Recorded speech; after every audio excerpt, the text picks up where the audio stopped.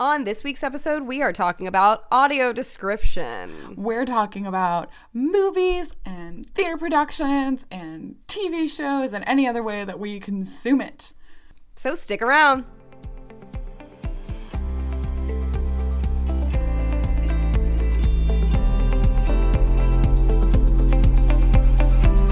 Hi, and welcome to Rare with Flair.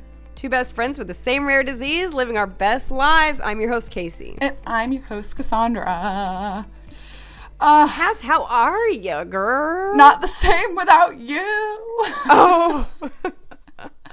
It's so sad not to be near you. Oh my goodness. I was like, I don't know. It's so wild because like we were talking right before this and planning our ep, and Casey was talking to me about like she was eating something, and I was like, I know where you are in your house because I know what your house looks like now.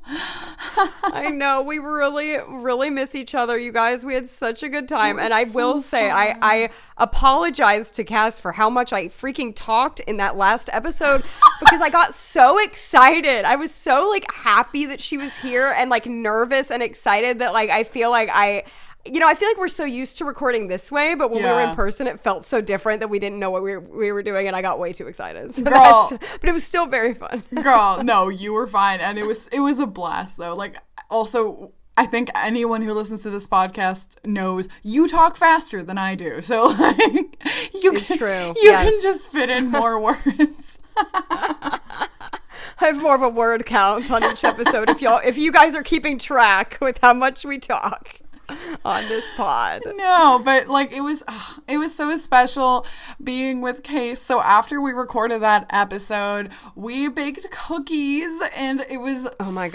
yum. It was amazing. We baked like the most incredible chai cookies. They're so good. Cass had the recipe. I made them when I was in high school and like haven't made them in a long time. So I was super excited to be able to share them. And I think other people who ate them enjoyed them as well. Yes, no, they did. My sister described them as, and I quote, bakery good. Wow. So that was very exciting. And then we celebrated my birthday at my party with my other friends, and Cass got to meet all my local friends, and it was so lovely. Everyone we all had was such so a good time. Sweet. We watched 13 Going on 30, which I had not seen before, and it was so cute. It was so fun. Yes, iconic early 2000s movie. Had to watch that. We played video games late into the night. It was fun. It was so much fun. It was such a blast. I got to meet her nephews, and yes. Well, I don't think I've met your brother-in-law, but still, I got to meet her nephews, and they were just the sweetest. And her mama. Yes, that was so fun.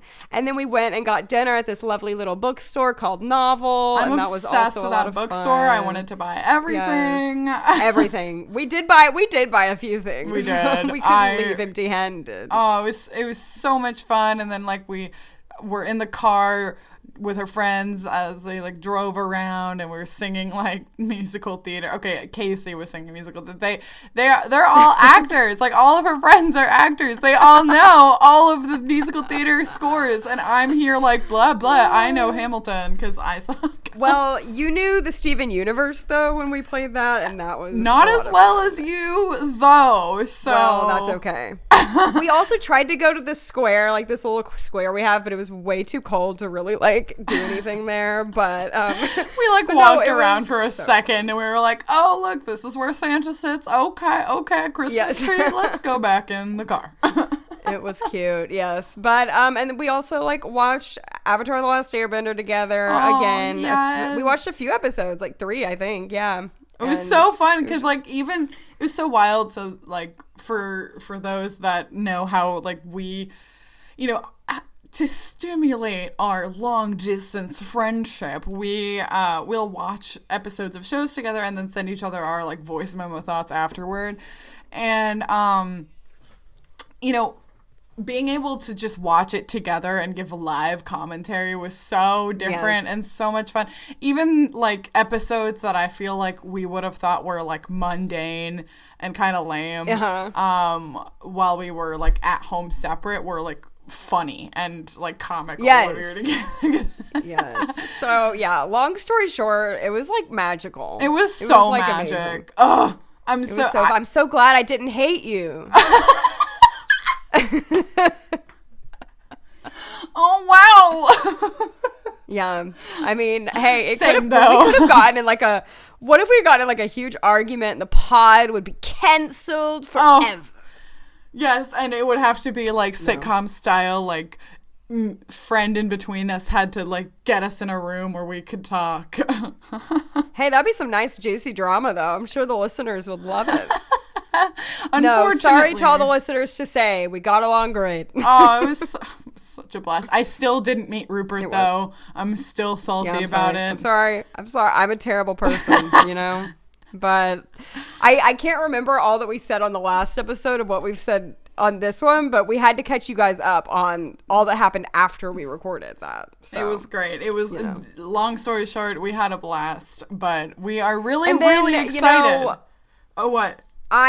We are really excited to get into this, and I know we don't need to make this intro too long, but I had to ask, how was your trip to Disney with your family? Oh, it was so fun. It was so fun.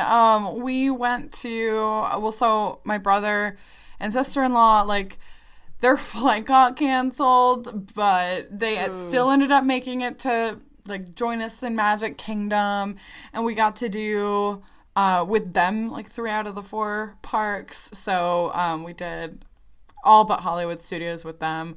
And then on Thanksgiving, we just hung around Disney Springs, and that was a lot of fun. And the food was really good. And then they ended up having to leave a little early. But my parents and I went to Hollywood Studios for a little bit, and we had a nice time there, too. So it was really nice. I feel like, you know, when you have a really active trip that you come back and you're like, I need a vacation from my vacation. Yes. That's how I feel right now. I just kind of want to take it easy, be low key, but unfortunately I have a job. Well, there's that. There's that. But did you have a lovely Thanksgiving with your family? Yes, it was a lovely Thanksgiving. I feel like I kind of feel similar to you of like, this isn't exactly what you said, but I'm kind of going off of what you just said of like, at this time of year, I feel extremely lazy. Mm-hmm. Like I feel like from like at New Year's, I get really like goal oriented and ready to go. But like from now until New Year's, I just don't want to work. And so I need to like actually kick myself into gear a bit because I still have to. Right. Life does not stop for Christmas, but I wish it would. Unfortunately. Yes. Oh man, but we're so excited to get in this episode. We keep talking to each other about doing this episode, and I don't know, I feel like we could talk about this for like a long time.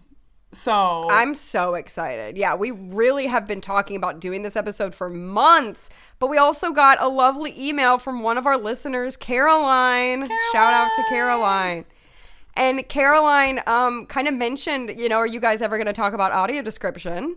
If you've seen the title of this episode, you know that that's what we're talking about. I'm assuming that's in the title. We don't choose the titles until after, but I'm assuming that's probably in it. So we are really excited to get into it, though. Audio description is something we love. We have a lot of thoughts on it. We have a lot to say to you. Cass even has some Disney World stuff, updates for us about audio description. Yes. So yeah, I'm really excited too.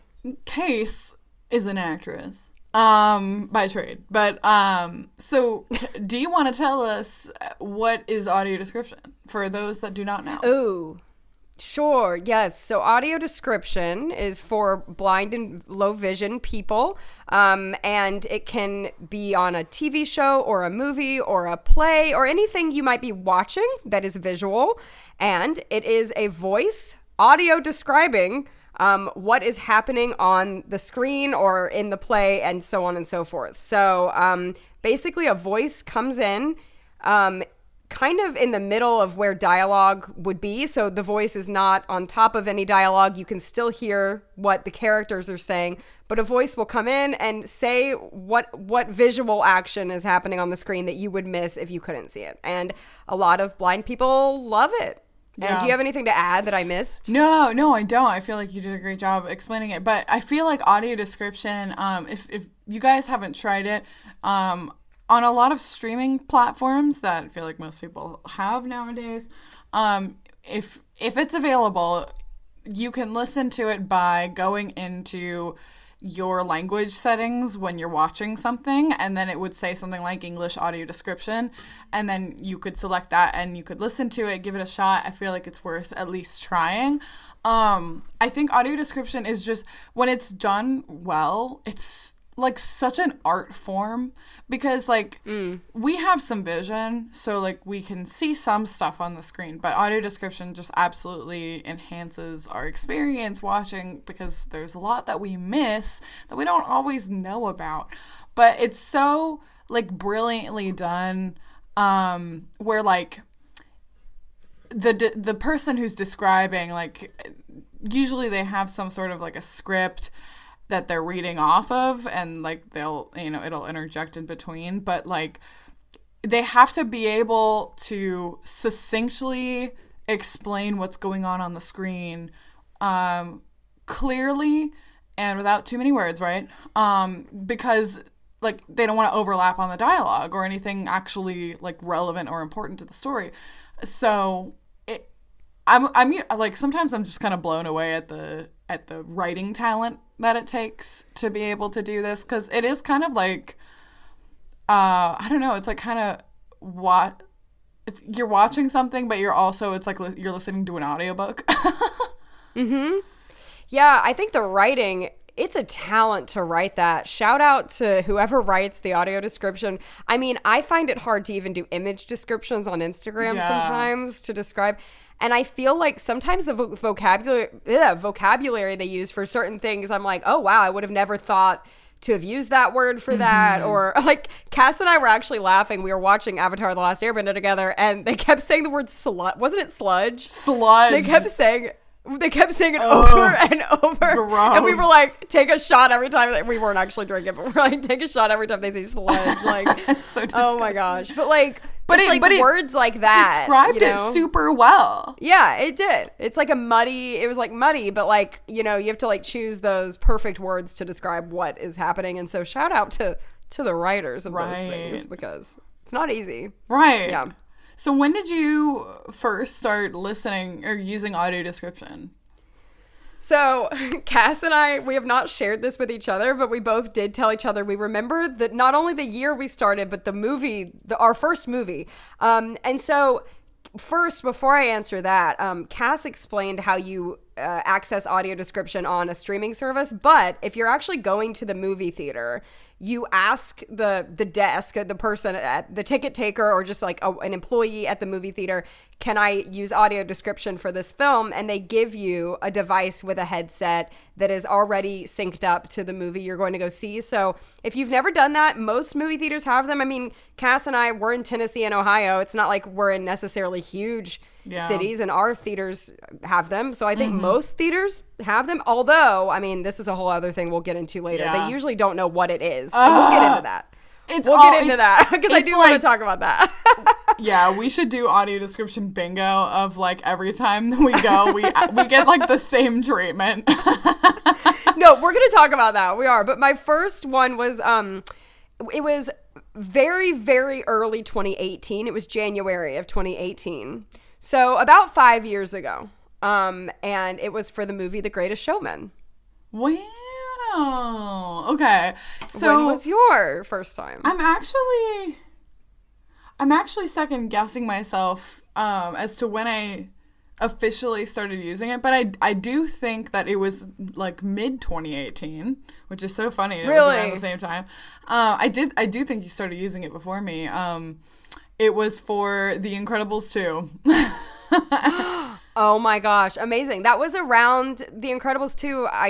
So I saw The Greatest Showman with the audio description in New York, and I also saw Incredibles 2 when I was living in New York, and it was around the same time. Yeah, that year. So yeah, we started around the same time. It's funny because cool. Had you really heard of it much before? Because I hadn't.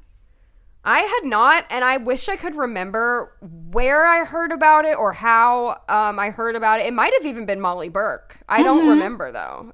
It was some kind of influencer, I'm assuming. Yeah, I have no idea. I just never used it because I never knew. And even when I had heard about it, I always thought, well, my theaters don't have that. Like, because they never, like, publicize, like, we have this. You just kind of got to know about it when you go in. And, like, yeah, so I I don't know. I never used it until I was a full-grown adult, and it wasn't even really offered on many streaming sites at that time either. It's really in the last few years it's blown up a lot more, which is great. Well, and like I don't know if you ever felt this way, but I think that I think we've talked about this before, but having some vision, I feel like I don't want to say it makes us delusional, but we tend to think that we can see more than we really can. And you know, we can see more than nothing, obviously, but there's still like a lot that we miss that maybe we don't always know. Right. And so when I started using it, I've talked about this before. Every time I talk about it, I mention this. So like, I've probably said this on the pod before. But like, I always thought Marvel movies were so boring because I didn't know most of what was happening on the screen, especially like extended fight scenes. Like, I'm like, okay, fighting. Great. I don't know what's happening, but whatever. And it's just like, that never crossed my mind. And it wasn't until after I started like, after I started using it more, that like I did watch like more Marvel content, and then I was like, oh my gosh, I'm missing so much of this. Yes. Well, it's funny you bring that up because I said my first movie I ever saw with audio description was The Greatest Showman, but funny story, the time I used it with audio description was actually the second time I saw it, which is funny that I saw that multiple times in theaters because I don't even really particularly love that movie. That's neither here nor there. But I saw it the first time without audio description, and I thought I followed it fine. I thought I understood the movie, obviously. Right. But then I saw it again with, and I was like, oh my gosh, I missed all of this. Yes. Like, I missed so many things. And I think you can agree with what I'm about to say. Like, we still generally can follow a movie without it. Generally, that's kind of generally speaking. But like, I could follow The Greatest Showman without it. But I think it's those little details you miss that really make a film pop. Of like, oh, I missed, you know, these little details that do you necessarily need them to follow it? Not necessarily, but it makes it more beautiful and amazing. Yeah. And I think like a lot of it is like context. Like, our brains will fill in the gaps of like, oh, this must have been what happened earlier. Like, if we didn't understand a scene because it was really visual and quiet, we'll like put it together later a lot of the times. Or like, if we're with someone, honestly, like, I've just asked people. But it, like, you know, this summer I watched the Top Gun like remake. It wasn't a remake, but the Top Gun sequel, and it was like a small theater, and they didn't have audio description, and I was like, well, I guess I'm already here. And so I watched it, and it was good. Like, I really enjoyed it. I thought the movie was good, but I know for sure that there was a lot of stuff that I didn't get to see, and like, it's kind of, I don't know, it makes it feel like more alive, like what you were saying. Yeah, and I think the genre does matter. I mean, I think, and we'll get into this a little later too, I think it's possible to use it always, but I think what you were saying about like the Marvel movies, when it's a really action-packed movie with a lot of characters going on, like if it's a rom-com that's fairly simple with like one lead person and and like a love interest and all of that, you know, like even 13 Going on 30, we were really close to the screen, but like that's a fairly easy plot to follow. Whereas like the Avengers or something, oh my gosh, I cannot watch an action scene without it. Like, I just can't. But like getting into like, you know, we're going to talk about all the different ways of like movies and TV and stuff, but getting into movies, I do want to know some of your fails. Like if you have had audio description fails. I have royal I have failures. Some good ones. Me too. Okay. Oh my God. Okay. I'm laughing at the one I have. I know. It's so bad. It's so cringe. It's so bad. Okay. Okay. Well, like, let's set the stage. Okay. Okay, we're setting the stage. So when we go to a movie, we go up to the desk and we're like, hey, can I have audio description? And Case, what do they do every time? They have no idea what we are asking for, and they'll look at me with a blank face for a while, and then they'll either ask somebody else, like they'll go grab somebody else, they get the or they say, is that the headphones? Yeah. Like, they'll be like, what is that? And it's funny because like I don't feel like anyone who works at a theater got any sort of training about it because and like this maybe goes back to the fact that we don't quote unquote look blind, but I still don't think that people understand what each thing is for because what they do for me a lot of the time is they bring me there's some goggle type things with the closed captions. Yep. Literally, yep. Yes. And I'm just like, this is unhelpful.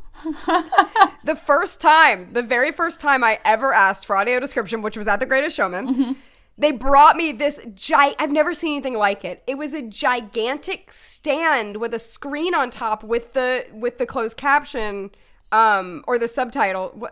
What is it? It's closed captions, right? I don't want to say it wrong. I think subtitles are for other languages.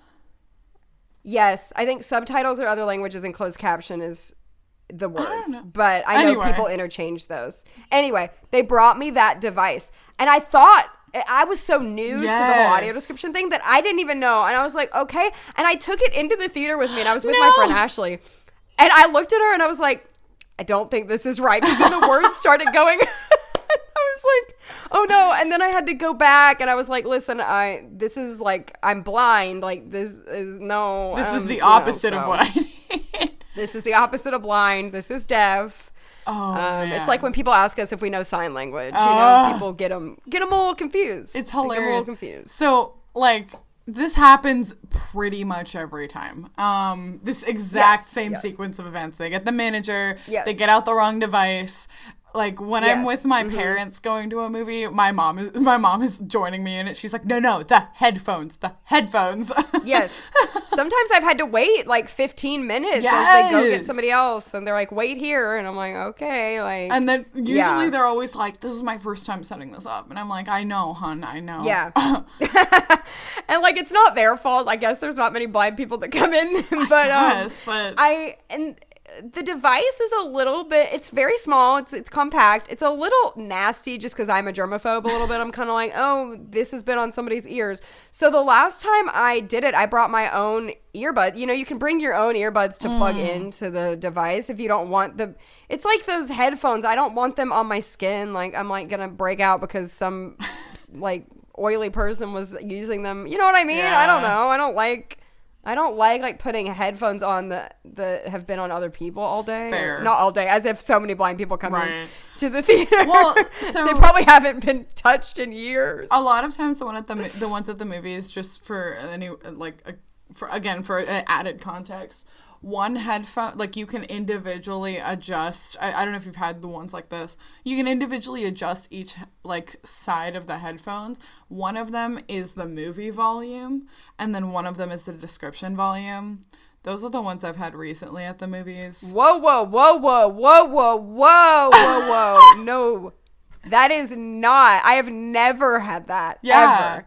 Mine is the movie volume is out in the room and I only have the description in my ear. I don't have any of the movie. I just have to hear the movie in the room. Oh, that's funny. Yeah. So like there's also like a little box. There's like multiple kinds of audio description devices that I've tried, but that sounds lovely because you can control which one is loud. Yes. A lot of times it's hard to control. Yes. Oh my gosh. Yeah, I do that the one you always use? Those are the ones I've had most recently. Oh my gosh. Yeah. Never have I had that.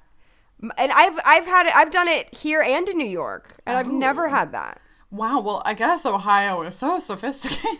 Even Manhattan doesn't have the sophisticated Ohio headphones. Okay, but I will let me really get good. to my fail though. So like my oh yes, my please. absolute brilliant fail though.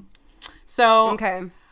I was okay. The year was 2019. It was July. Oh my! Of course. Yeah, I was still in undergrad. Like I was finishing my last term, and I decided I was gonna take myself to the movies. So it was just me, and I went to the movies, and I wanted to see Avengers Endgame, which is a movie that really needs audio description. Yes. So I go in, I ask for the device, and they give it to me, and I go in the theater, and I sit down, and I'm like, oh, the device is dead.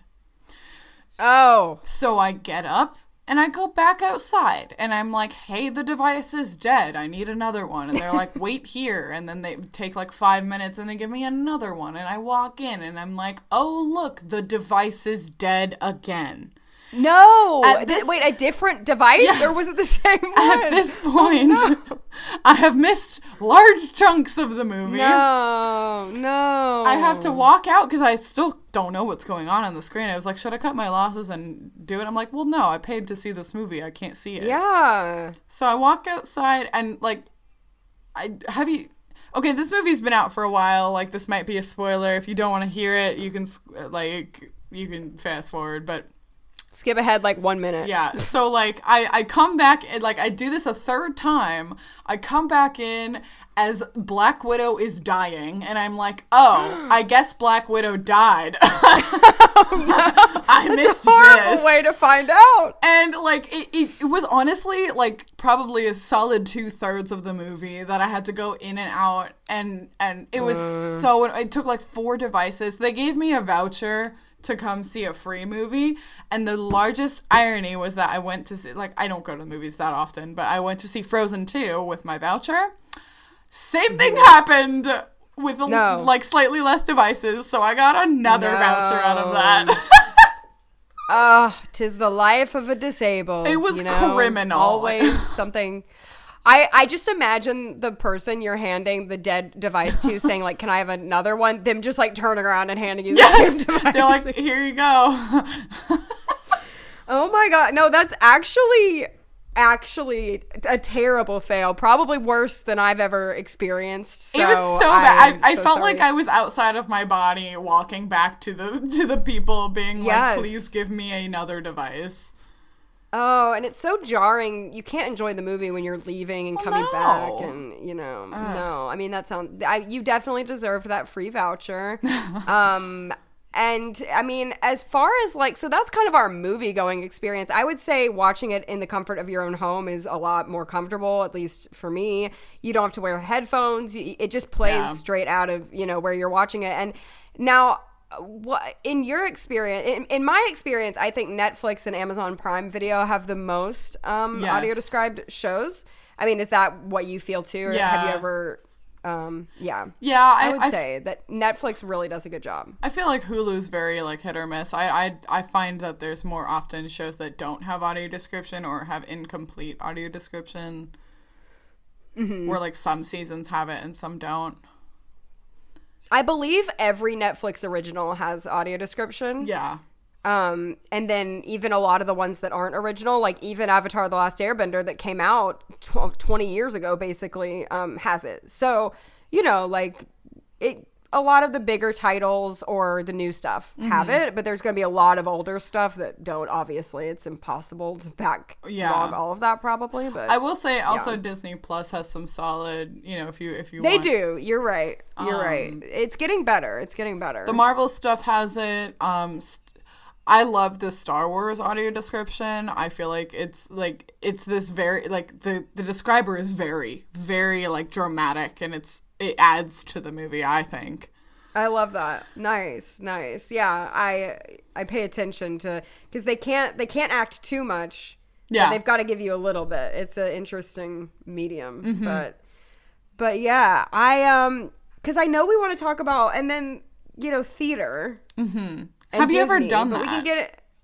So I have never, I know this is shocking and crazy, but I've never used audio description with live theater. I know you have. No, I'm kidding. I knew that, but. No, I haven't. Yeah. Why? So why is that? I don't know. I feel like a few reasons, I think. First of all, if it's a musical I've already seen before, which Cass and I have talked about this, how like, since I am a musical theater person, I'm pretty familiar with all of them. So like I can follow it because I know the story. But another reason, I feel like it's just like almost, and this is not necessarily true, but sometimes to me it feels more overwhelming or more difficult to access, which is not necessarily true, but it's kind of like, who do I ask? Where do I go? I mean, I feel like there's a lot of unknowns with how to even access it at a live event. Yeah, So my experience has been it's the same kind of reception that you get when you go to a movie theater, but you have to ask for it in advance when you purchase the tickets. So Okay. the way that I've done it before, so the time that it was the most useful to me, actually, I'm trying to think. So I think back in 2017? I saw Carmen, the opera, and I think I had it for that. I actually don't remember, but the time that it was the most useful was when I watched a ballet. There are no words in a ballet, just music. And it's all visually acting. So I got it there, but I had to kind of, it was a whole thing. So, like, I understand not wanting to go through the process because it was kind of involved. But I called the box office and I asked for it, and they were like, what is that? And then, but they have live describers, right? Because it's live theater. They have a live person there who is actually saying the words. And that was really cool because I actually got to like meet the guy who was describing when I went to see that ballet. That's cool. I saw Don Quixote. It was great. He did a really great job, and it was super helpful because otherwise, like, it would have just been a night of nice classical music. I wouldn't have really known what was going on. So, that was really cool. I will say I did just try to do it. So I've done it with musicals before. I did just try to do it with Legally Blonde, that I saw like this past weekend. And unfortunately, it didn't work as well because the devices they had just like were not working properly. There was a ton of static. I couldn't really hear any of the description. And then when I finally got like the fifth device, which fortunately the people who like could get the devices were sitting like right near us, so like I didn't have to go out and ask for it. But when they gave me like a fifth device, there was less static, but and where we were sitting in the house, it was slightly louder, and so like the volume of the description, I had it up all the way, and it still wasn't loud enough. I couldn't hear the description over the music. It was kind of a bummer because like I'd never seen Legally Blonde before, and I did want to know what was going on, and like you know what Elle Woods was wearing, and I didn't really get that. I had to kind of ask my mom like, what is she wearing? Yeah, no, I think that's an issue that happens, I feel like, either at the movie theater or in live theater that you don't really have happen at home because like on Netflix it's already integrated into the program. But like I've had that happen at movies kind of where I can't get the volume quite right. Like there will be a scene that's really, really loud, and so I'll turn up my audio description because it's really loud, and then there will be a scene that gets really quiet after and my audio description is like blaring in my ear and I'm like, oh, I gotta turn. I'm like constantly turning it up and down like during a movie, and so that does get a little annoying. It's never quite perfect, whereas I feel like on like Netflix that's not an issue. Luckily, thank goodness, it's not a separate device, right? Because it's like rolled in, like it's all it's in there, the same track, the same audio track, right? But that's frustrating about Legally Blonde, and I would like to maybe try it for a live event in the future, though. I think that would be cool, especially a show I do know. I think that would be cool to see what I'm missing, like a show that I think I know. We'll definitely try to do it in advance. So like okay, I'm trying to see like Les Miserables in January, and I know that story really well, but I've never seen the like live production of it. So I really want the description though, because I know that there are a lot of like visual things going on. So like I really hope that by then, I'm seeing it at the same theater, so I hope by then it is working better, because I gave them some feedback. I was just like, listen, it wasn't loud enough. No, I'm glad you did. They need to know that. Yeah, for sure. What are other places that you've used audio description? I really can't think of any other places. I know we really want to talk. I really, really genuinely want to hear about your experience at Disney. Okay. But I feel like I want to let you, do you want to do the other things first? Because I think that's going to be like a moment in this like a segment of this episode. Because I don't want to like monologue for too long. So yeah, let's talk. No. I want to hear about it, but I want you to have that time. I don't want to feel rushed with it. Like I want that to be like a segment, because I want it to have its own time. Fair. Okay. So let's do let's talk about how, we've had discussions about this, which is why we're bringing it up intentionally. But like, let's talk about watching with audio description with an animated show, because there is less going on the screen.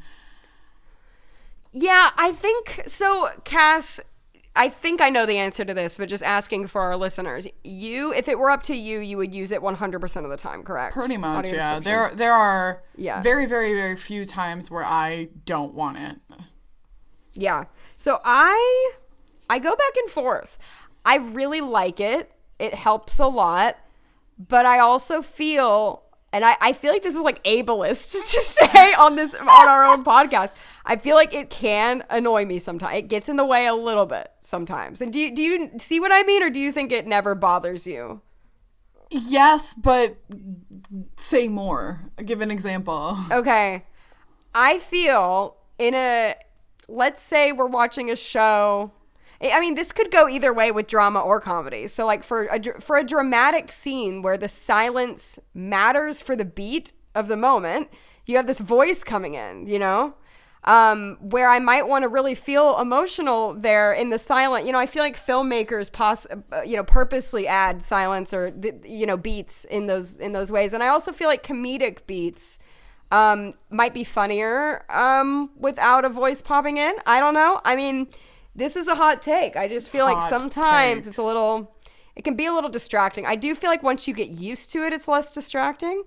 And I feel like it helps more than it hurts. And it's kind of like the white cane. You know what I'm saying? Yeah. Where like, even if the white cane only helps me 20% of the time, that 20% is monumental. Yeah. Like, I am so happy that I have it in that small percent of time. I'm like, I am so happy I have it. Whereas with audio description, maybe half the time I don't really need it, but the half of the time that I do, I'm like, wow, I'm so glad I heard that right now.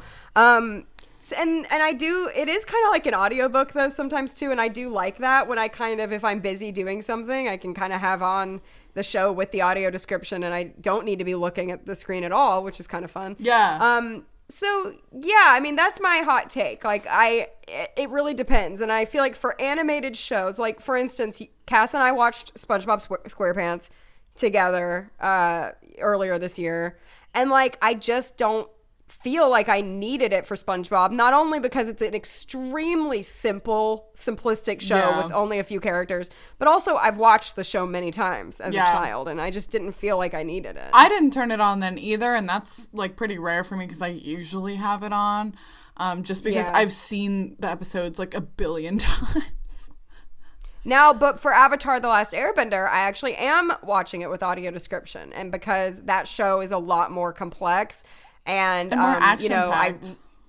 I recently watched Stranger Things. I absolutely needed it for a show like Stranger Things. It's so dark and it's so action-packed. But there are certain, like, I don't know, like certain like sitcom-y type like I'm watching The Golden Girls right now. Mm-hmm. And I don't even think it has audio description, but if it did, I probably wouldn't turn it on because I feel like that show is extremely... that show is very dialogue heavy anyway, so there's not much action. There's not much visual action going on at all. It's literally people talking the whole show. I will say, in the same set. There is like facial expression that I feel like I'm lacking. Yeah, right. Like when, you know, when Dorothy kind of glares over at Rose, you know, like I kind of wish I heard that. That's fair. But, I mean, that totally makes sense. I think, so... Some things I think that are really cool about audio description, just in general, since I usually have it on. So, you know, I disagree that it gets in the way. Not to like, I'm not trying to like be like you're wrong, but like it for me. How dare you? For not me, agree with me about everything? Right? That's what best friends do. No, for me, I don't feel like. Because I feel like in my brain they're separate voices, right? So like to me, like that voice is part of the background, and like if there were silence, I mean, I guess maybe some of it is interrupted. So like, but I think that like a lot of times the describer is sensitive, like they're not super acting, but the describer is sensitive enough that like this is a tense moment, so they kind of say it in kind of a low or voice to not try to impede. So I don't think it takes too much away from it, but again, I think like it's absolutely up to personal preference. I think another cool thing though that like with audio description is like there are times in movies and TV shows where like the same character will come up in a different context, and growing up even I knew that was something that was really hard for me to understand when I was watching something like Star Wars, where like a character would walk in on the screen and I didn't fully know like who it was, because you know, they weren't super different looking. So like when they say the names, you're like, oh, okay, that is that character, and I can associate those things together because like I don't fully always know who's on the screen. Other things are like well, like most of the time if it's done right, audio description doesn't give anything away before it actually happens on the screen. Yes, I love that. Yes. So like if a character, like you don't know their identity yet, like no one knows their identity yet, the description won't reveal it either. Yes. Until I love that too. Revealed. I've noticed that. Yeah, and that's cool. Yes. Another. I will. Oh, I'm sorry. Oh no! I'm like monologuing. What were you gonna say? No, say it. No. I want to hear. I do. I was just gonna say another thing I like is like, especially in sci-fi really, or fantasy. They will say the proper names of like the weird things in the universe that you're watching it in, which is really fun. Especially like watching Star Wars, they would use these like high-tech binoculars. They're called quadnoculars, and I know that because of the audio description. I love that. That's funny. No, I will say, even though I just said something negative about it, I think the pros outweigh the cons. Overall, I do like it. I do kind of sometimes wish there was an audio description for low vision people and then another one for fully blind people, because I feel like sometimes it tells me a little redundancy. It tells me a little too much. Like there are some very obvious things, like they shake hands and you can see it, but then there's obviously a lot of little things that I miss, and I probably miss more than I see anyway. True. So it's fine at all. But something funny that I've noticed in audio descriptions sometimes is because they've got to talk during the pauses of dialogue, they'll sometimes say something that happens visually before it happens. Visually, so they'll be like, so and so fell down, and then the person falls down, and you're like, oh, I guess they're about to fall because the audio description just told me that. But there are just so many things I could say about it. But you know, another thing is like, sometimes it'll say something to me that even though I can see it, I'm just sometimes maybe not paying attention well enough, and I'll be like, oh, I might have missed that regardless. Yeah, I think like. Growing up sometimes, did you ever feel dumb? Like, you felt stupid growing up watching movie? Like, sometimes I would watch a movie with a friend growing up, and I wouldn't be able to follow it. And instead of thinking, oh, it's because I'm blind, I would immediately think, am I stupid that I can't follow this plot? No, I know. Or, like, people will pick up on, like, the small, like, hints throughout the film, and they'll know, like, what might happen next. And I always feel like, wait, I don't know what's going on. Like, tell me the answer.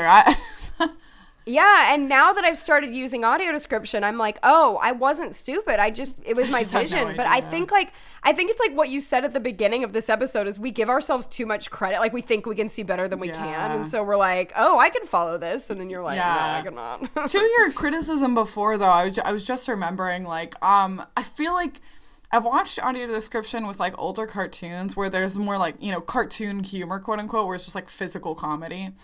And, like, I think a lot of times I could see a lot of that because the colors are brighter, the background is simpler. But I watched, I think it highly varies, but I watched, like a Mickey cartoon movie, and I felt like the description was lacking. There was so much happening that they didn't describe, and I was so disappointed.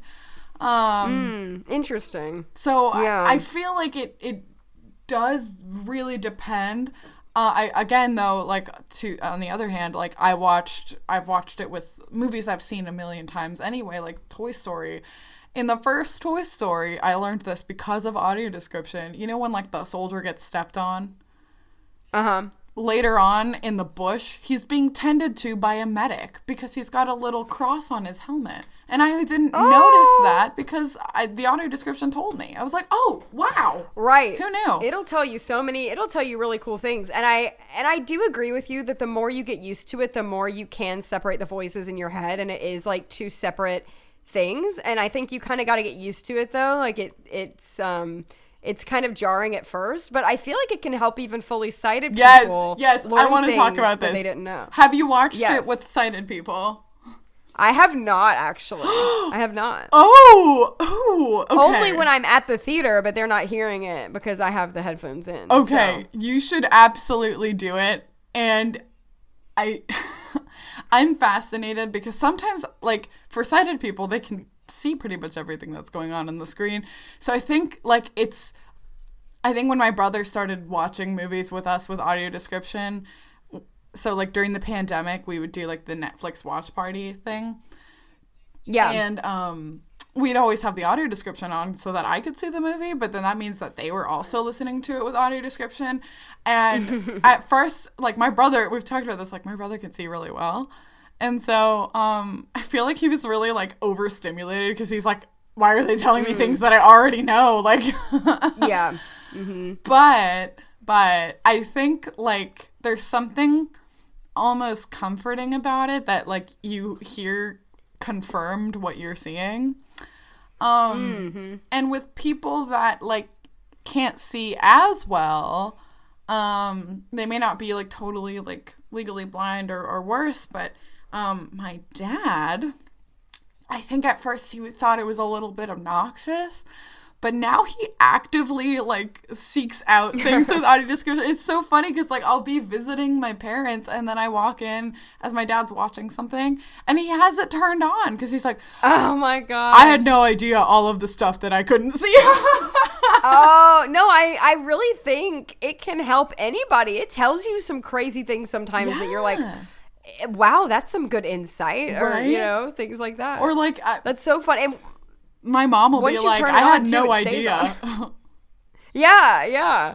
No, that's so funny. I love that. Yeah. There have been certain movies I would have turned off had I not had audio description. So I'm really grateful for it. Like there's this movie called 13 Lives on Amazon Prime that I tried to watch recently, and I was about to give up. I was like, no, I cannot. It was way too visual. There was like subtitles in a different language. I was like, no.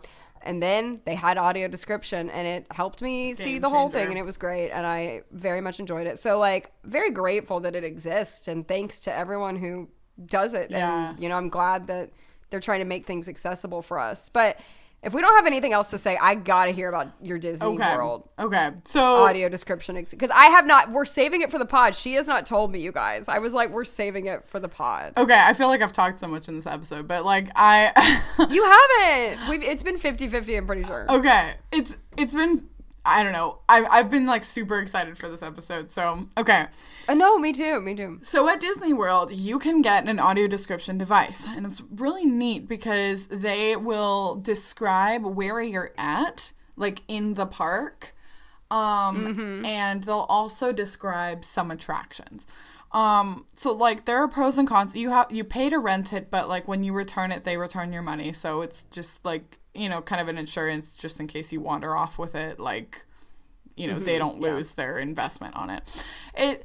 So like I'll do the pros and then I'll do the cons just because like it's very like, I don't know, it could be very hit or miss. Overall, I did enjoy it a lot. Overall. But anyway, so I did it for Magic Kingdom and for Epcot. There are other reasons I didn't do it for the other parks, but like especially for Magic Kingdom, there's a lot of things that are like really visual, and if you've ever been to Disney World, you know that they have a lot of like dark rides or just like kind of these chill ride through kind of attractions where you're on a little moving vehicle and you see some scenes that play out with animatronics. Disney does that kind of stuff all the time. And so I thought it was really cool because like most of the time you get to have like one headphone in. And there's only one headphone connected to it, so then you can hear what's going on outside. And it's sort of location based. So as you walk around the park, it vibrates and it tells you, like, so in Magic Kingdom, there are, like, different lands. You've got, like, Fantasyland, Adventureland, Frontierland, Tomorrowland. That would have been helpful back in July. Right? And so it'll be like, it'll vibrate and be like, Adventureland, by the restrooms and whatever. And there are only certain places it'll do it. It doesn't do it every single time that you move. But it's cool because you get this audio menu that you can listen to kind of an extended description of the area that you're in. So they're like, Adventureland. This is a tropical themed area with, like, and they describe the architecture and how cute. And it's really neat and it's so cool because Frontierland, it's like modeled after like pioneer days and blah blah. Like it'll talk for a while if you want to hear the extended description. So I thought that was really awesome. There are some rides that I've been to Disney a lot, like through many years of my life, and so like. There are rides like Pirates of the Caribbean. It's really dark, and I never have any idea what's going on. Like, I'm kind of just there to, like, listen to the music. But I finally actually learned what was going on. There's a town on fire at the end. I didn't know that. Yes. My mom usually describes it to me, like, she'll tell me there's a man in jail and the dog is holding the key in his mouth. That's all I knew about that ride, though. Yeah, my mom would tell me that. And yeah, but no, I'm sure there's a lot. There's so much that's happening. Like, and I still, like, I gotta, like, say, for all those people being like, oh, they miss so much, how could they possibly enjoy it? I still thoroughly enjoy it. I still thoroughly do. Because I hate it when people patronize me and they're like, oh, well, you must not enjoy it if you can't see it. It's like, no, I thoroughly enjoy it. I'm sure I'm missing a lot, but the Pirates of the Caribbean ride and all the other rides, even though we can't see it very well, like, it's still such an atmosphere there. And so anyway, I just had to pop in. Obviously, audio description is great, that's but I had to say that. Really important point, because I think, yeah, like, there are times where, like, I will tell my mom, like, something that I didn't see, and she's like, oh, wow, I never really even noticed that you wouldn't have seen something like that. Yeah. And it's wild, but, like, we still like being there. And, like, of course, there's music, there's sensory, and yeah, we can still see some of it. Like, we see, like, the colors and the lights, and we see enough. I see the big ship when we go into that room with the big ship, and, like, Disney does a lot with, like, smells, and you can hear the sound effects. Oh, yeah. The water smell. Top tier. Top tier. But, like, I feel like I enjoy it, but I get to enjoy it more that I understand just, like, additional context. And so I used it for that ride. Haunted Mansion was honestly, like, a game changer. I had no idea about... I didn't realize that at the end... we were, like, outside in a graveyard. I didn't process that fact. Yeah. I thought we were, like, knew that, in the ballroom or something. But I couldn't really see the headstones because it's all very dark. Right. The only reason I knew that is because I'm obsessed with that ride. Right. But that's a whole other story. Fair. But, like, even, like, the scene with the bride... like, they describe that there are unopened wedding gifts that are scattered around. See, I would have never, it's just, like, you never knew. Yeah. Like, there's a punch bowl. Like, there are just, like, really interesting things. In the scene, in the part right before it where, like, the painting stretch, they describe what all of the people, like, how all of the people end up, where, like... the woman in the parasol dangles above a crocodile's open mouth and, like, whatever. Like, the man is, like, over quicksand, and I didn't fully know. Like, I knew that they expanded and I could see some of it, but I didn't really know all of the details, and I think it was really helpful. I'm obsessed with that ride, so I need to use it on there. I love that ride with every fiber of my being. It was beautiful, and I missed being with you on it. I'm obsessed with it. And I know you were so depressed on it the whole time. You were probably crying the whole time because I I wasn't was there. actually. You have no idea. You were probably inconsolable. I know. Well, I feel like I was Yeah. about to just join the house of the happy haunts. Yeah, because of the dead, I because couldn't. you were- I couldn't be with you. Yeah. You couldn't go on after that. Yeah, How could I I? understand. How could I? How could you? Did they have audio description for the? I don't know if you did this attraction, but do you know if they had it for the Tiki Room? I did. I did it with them. Yes, they did, and they did. It was so helpful. Where like I'm sure. when the flowers, I can't see anything in there. right? Well, and I just enjoy the music, but like when the flowers course. sing, like some of the orchids like stretch up and they have their like a solo moment, and I was like, oh, I didn't even know there were orchids. Oh. Fun. I love the Tiki Room. It's also I love the Tiki one of my Room. faves. They do it for Jungle Yes. Cruise, which I feel like was kind of hit or miss, just because as they described what was like the the animatronic animals that you're passing, I'm missing some of the jokes, which is kind of the appeal Right, of I Jungle feel like Cruise. that would be the Jungle Cruise is almost impossible to do because the skipper, if you're not familiar with the ride, there's a skipper performer who is live, and so there's no way for that, and it's a different skipper every time. So there would be no way for that person to be able to line up perfectly with where the audio description Yes. talks. And now in the cave, Yeah. cave though, there's a part where you go in this little cave and it has some like hidden jewels and things. The skipper is not talking. So you get to Okay. hear what's like inside that cave, which is kind of nice. Okay, nice.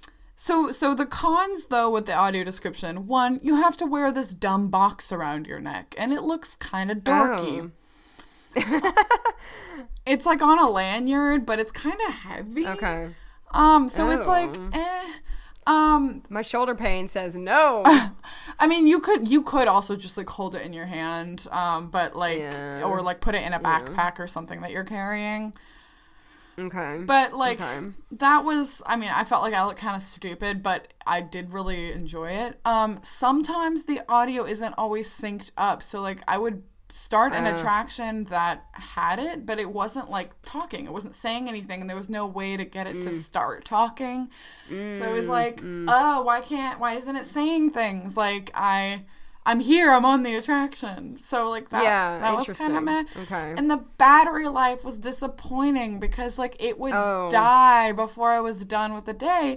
So I didn't get to use it for Small World, and I really wanted to because I wanted to hear them describe Small the World dolls. would have been incredible to see to do with that. So I Small World is so visual. and like I'm my just gosh. I like listen. You know, the colors are bright, the music Of is course, cute. You of hear it in course. different We languages. still love it, but I would love for them to tell me like I where want we to hear are the at dolls. Tell me. Yeah, I would like to hear you're entering Holland. Like Yeah. it's like Well, even like again, this is the kind of thing where like even for sighted people, like we were on Small World, we're like, what country are we even in? Like, I don't know. But they would tell me. well, yeah, of course. Right, the audio description tells you things that sighted people might not even know. So in Epcot, did you use it at all? Like, did you use it? I'm just wondering if they have it for Soarin'. Yes, they have it for Soarin', but it was one of those times where it wasn't synced up and I didn't actually hear anything, and I was so disappointed because I quite frankly, I would not want to use it for Soarin'. The screen is big enough, quite frankly, for me. And if you don't know what Soarin' is, the screen is as big as like a 4-story house. it's like So I think we're good. it's like a flying simulator. It's very like it's glidey, like very nice, and you're kind of in this dome shaped screen, so it feels very immersive. But yeah, I was disappointed because I did want to hear them describe Soarin' because like I wanted to hear some of those things, but you know, I feel like I still enjoyed it without it. The ride inside the ball, like Spaceship Earth, they had it for that one, which I thought was really helpful. Been very helpful. Very helpful. Oh, that would have been. I can't see anything in there. Yeah, it's so dark. Yeah. Okay. Well, so overall, Yeah, and they'll good. describe like the architecture of each like when the World Showcase, like they'll describe like what each country's architecture looks like. So that is really cool too. And they say like as you're walking, you're like in the promenade between like Canada and the UK. So like you know what countries you're by. And I feel like that part of it, like telling you where you are, would be extremely helpful if you're doing like a solo trip or if you're doing a trip with another blind person. Like I feel like when I'm with my family, they can tell me, hey, we're entering Adventureland. Like I don't really like need that as much, but it sounds cool to try out. Definitely for worth sure. trying. I mean, I would love it for the rides. Also, yeah. I mean, like your family, I mean, no offense, your family can only get you so far. Like, you know, no, it's true. My family has described some of the attractions to me before, and like I still think it was very like a lot more complete, especially for something like Haunted Mansion, where like at the beginning. Well, I didn't mean the attractions. I just mean like areas? As far as like walking around. Yeah. Yeah, that's true. That's true. They can go into again more further detail, but. You know, you gotta, like, take the good with the bad, so you have to, like, also know at the end of the day you have to go and return the device, and, yeah, I actually had this thing happen where apparently I was supposed to have filled out a form. It was on them to tell me to do that. It wasn't, like... Oh. So, like, something happened where, like, when we returned it, when we were in Magic Kingdom... they, like, didn't have enough information, so they had to, like, instead of returning my money, they had to give me a gift card with my money, which was fine just because, like, I was gonna be, like, buying more food the next day. Yeah. So I just used it on that, but, yeah, they felt really bad. Like, they gave us a voucher for, like, free popcorn and a free water bottle. Which was nice of them, but it was kind of a hassle in some ways, but I would recommend it still. You just have to go in knowing that that's like, it might take some time. Even Disney's confused about audio description, clearly. Yeah, seriously. Like every other place we go.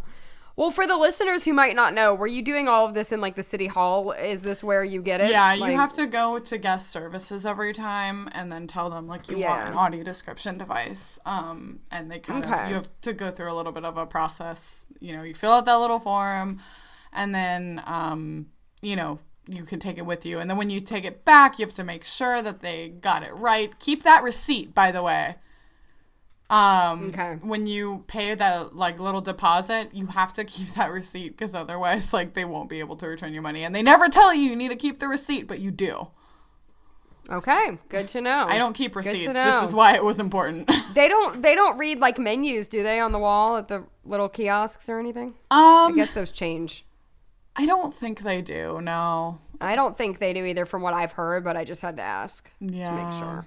They will talk about that's restaurants, but no, yeah. Really interesting. Something I'd never tried before, but yeah, fresh on my mind. Nice. Well, I'm excited to try that next time I go. Yeah, you definitely should at least once, just so that you get a good idea of what's going on. You know what, I wish they would describe, like, the nighttime shows. I think that would be really helpful. Oh, that would be all the projections on the castle and everything. Yeah. That would be helpful. Really would. Nice. Well, we're wrapping up, but we have a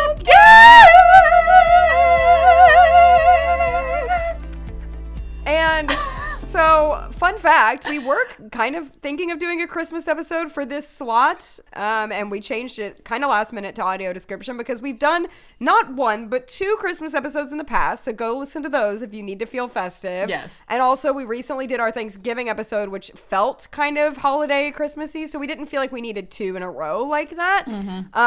But we wanted to throw in a little festiveness to your day at the end of this ep and do a little Christmas this or that. Christmas Da-dun-dun. this or that.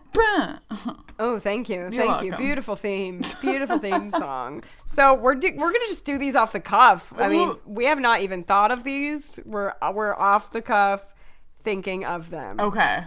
I'll start because I thought of one just now. Okay. I think I know the answer, but would you prefer to give a gift or receive a gift on Christmas? You know, I really love both. I really love giving someone a gift that I know that they're gonna really enjoy. Like that, those are my love languages. Like I love finding something really, really special that someone I know maybe has expressed that they've wanted it before, or that like I know that they would enjoy. So I really love doing that and just getting to watch them be excited. But I also love a gift like that for me, when someone, I feel like they know me well enough to get me something really special. But what about you? Absolutely. I agree. I mean, I think I would say giving, I like a little more, and that's not for me. That's not me trying to sound like a good person. I just really, it is one of my biggest love languages. Well, I really enjoy that, but I really enjoy receiving gifts, and I agree with you that I enjoy receiving a gift when it makes me feel seen by the friend that's giving it, and that's because that is a love language of ours, of like, I don't just want to receive something to receive it. I want to receive something that I know that it makes me feel like the person knows me. So I really enjoy both as well. I really love it. And to me, it's not just about materialism. It's about like knowing the person. Yeah. So, and like really thinking about what they're going to like. It's a testament of like your love and care for someone, really, if you know them well enough to be able to find something that they would be able to enjoy. Yeah, it's really special. Yeah. And I'm excited because we're gonna send each other a little bit little Christmas gifts soon, and I'm excited about the one I got you, even though I don't know if I feel like you're pretty good at giving gifts, so I feel like I probably will enjoy it. I hope so. Okay, in terms of Christmas flavors, gingerbread or peppermint? I gotta go with, oh gosh, my first instinct was gingerbread, but I really love peppermint, especially mixed with chocolate. I really enjoy peppermint chocolate stuff. But I don't know, gingerbread is fun because I feel like peppermint I eat all throughout the year, whereas gingerbread is really just Christmassy to me. Yeah. And so I might say that. What about you?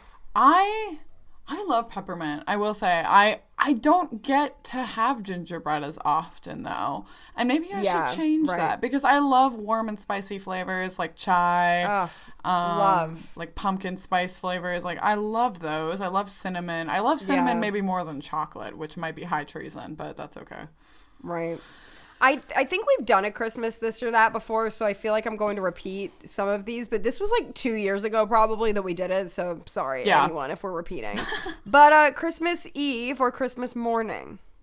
Like, which do I like better or which do Yes. Okay. I like Christmas Eve. I like the anticipation. Anticipation's always more fun for me than the real thing. I completely agree. I enjoy Christmas Eve. I just enjoy the whole Christmas season a lot for the anticipation part of it. That's why I love Thanksgiving, is because anticipation. Yeah, absolutely. Okay. Let's see. Getting an item or getting an experience? You know what's funny is I'm going to go on a little tangent here. I feel like people usually say experience, and they usually say, I've heard a lot of people say experiences matter more than things, which I agree with. If you're going to spend a day with your family doing something great, like that's more fun than a thing. However, let's say, this is such a tangent for me, but I heard someone talk about this on TikTok and I completely agree. Let's say you have an experience of like going out to a really nice dinner and it's like a place you've always wanted to go. Okay, you have that experience for like 3 hours of your whole life. But if you receive, say like a Nintendo Switch, let's say you receive that for Christmas, that is days upon years of enjoyment of something that you can get out of that thing. So I can't really choose between the two because I feel like they both matter, but I just don't like when people are always saying experiences are better because sometimes things can bring you more longevity with enjoyment than an experience. But I would rather get like a vacation than like a nice tech item, I guess. I don't know. It really depends, though. I can't really answer that. What do you think? No, I feel similarly just because I think it's harder to gift experiences sometimes. You have to, usually they cost a bit. So you need to know that like the experience that you're going to be gifting to someone is something that you could enjoy or that they will definitely enjoy. And usually like people will like buy two of something, so it's like we're going to do this thing together. So it's harder to do if you guys don't live with each other. If you have like someone that lives far away from you, it's like, well, I guess next time you're in town we could do this, but it's gonna be a while. So sometimes giving a thing is often easier to like logistics wise. Right. I don't know. If you're friends with like a minimalist who really doesn't want any other object, then I think like saying, hey, let's go like get massages or something like that might be a better gift for, it depends on the person. I think so. But yeah, I feel like for like us, it would be impossible to gift each other an experience ever because we don't live in the same space. So like we always kind of have to give each other gifts, like gifts of things. But anyway. Things. Yeah. Yeah. No, I think those are both good. Are we doing one more each? Sure. Or is that it? Okay. We planned this super well. Yeah, we really are off the cuff on this. Okay. Christmas. Okay, as far as Christmas music goes, do you prefer like a nice chill ballad or like a fun peppy Christmas song? Ooh, okay. I think that's a good one. I think each has its They both have place. their place. They both have their place. They do. Like as a person am less of a ballad person, just in general. So I do love a peppy. I feel like I have kind of a riff off of that I could ask you. Okay. Do you like older Christmas music or more modern Christmas music? Good question. So for the first one, I'm a ballad gal, even though I do love a peppy song every once in a while. But definitely older. I like newer stuff too, though. Like I love newer stuff too, but you can't beat the classics, in my opinion. Yeah. What about you? Yeah, no, I'm with that. Like, there's something special about like my favorite version of the Christmas song is the tried and true Nat King Cole version. Or Nat King Cole, yeah. I was about to say Burl Ives. No, it affects me. Like, yes, no, same. That's probably like my all-time favorite, actually. Me too.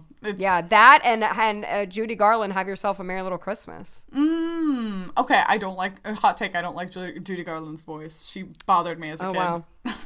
Oh my. Hot takes. I'm dying. I do love. I like a modern take. I feel like I really enjoy, like, when it comes to, like, religious Christmas songs, I really like O Come, Emmanuel. I think it's really beautiful. Love it. That's one of my favorites, too. Yeah, I think it's really, like, kind of haunting, and, like, I love how the chorus goes into a major chorus, and the verses are in minor. Yes, I love that. I love that. And I love modern spins off of that, too. But, anyway, we could talk forever. Yeah. We could. But it's been a bit. That was pretty good. And the last thing I'll say is, speaking of Christmas music, one of the things Cass got me for my birthday was the Dolly Parton Christmas album in vinyl format. And it was lovely, and I spun the whole thing the other day, and it was like a lovely experience. Actually, my mom and I had it on while we addressed our Christmas cards together. Oh, so that's really perfect. I just got your mom's Christmas card in the mail, and I felt loved. Oh my gosh. So I love your mom. I love that. All right. Well, that was so fun. Thanks we hope you enjoyed listening. Yes. Thank you for listening. And we'll be back in 2 weeks. For our last episode of the year. Oh my gosh. Can't believe it. Wow. Crazy. Bye. Bye.